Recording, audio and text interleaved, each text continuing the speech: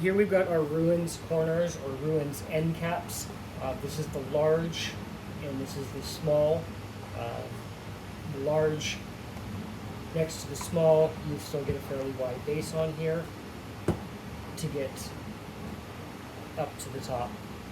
We also offer an inverted version, so if you wanted to do two wides instead, then you have a much wider trail to get up instead.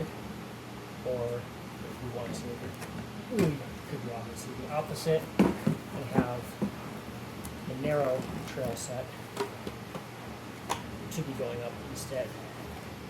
And so when these are butted up against each other, you have a nice up and over mountain, which in this configuration gives you a wide trail going up, a skinny trail going down. Or if you wanted to swap these two here, then you've got the same lift trail going up as back down the other side. And also obviously you can go up sides. These are very steep, so you have to have a pretty good crawler to get up something going this way, but you've got plenty of options as to ways to get around on this mountain. And so one of the other ways that you can set this up instead of as a mountain, just a up and over mountain, you would, for instance, put a micro mountain in the middle, and then now you've got an elongated mountain this way to crawl up and over and back. The other option you would have is you could do a bridge in between them instead, which would give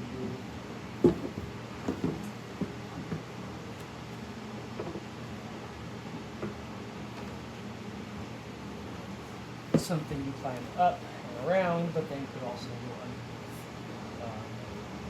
on top of that. You could also obviously put your bridge source here. And now you've created your pretty much the same thing as our 3x3 Crag with different end caps there instead. So it's very versatile to be able to kind of set up as you wish on that there. This is definitely a fun setup that I like here, is this up and over mountain, because it's got a good steps to it to kind of pop up and bounce up, or you've got a good crawl going up on the sides instead.